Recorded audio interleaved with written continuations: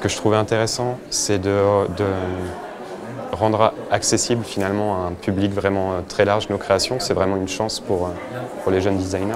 J'ai choisi de participer dans la catégorie mobilier pour enfants parce que je trouvais déjà qu'il y avait un manque au niveau des collections Fly et je pense que c'était l'objectif de la création de cette catégorie pour le concours. J'avais envie de créer une solution modulable en créant une gamme de mobilier combinatoire pour créer des meubles qui peuvent se combiner et se rassembler sous une arche lumineuse et en même temps se disperser un peu dans la pièce. L'idée, c'était vraiment de répondre aux besoins à la fois des enfants mais aussi de leurs parents.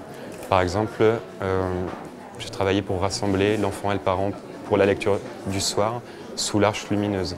Mais en même temps, j'avais envie que sous cette arche puisse se greffer un bureau, un tabouret, une étagère, pour vraiment répondre à toutes les fonctions et tous les besoins que pourrait avoir justement l'enfant dans cet environnement de la chambre.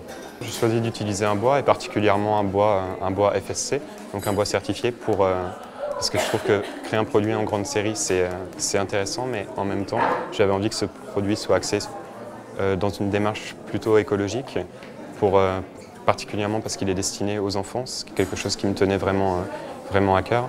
Et en plus de ça, je pense qu'aujourd'hui, c'est un des rôles du designer de faire attention justement aux matériaux qui sont employés. C'est la première fois que je vais avoir un produit comme ça édité par une grande enseigne comme Fly.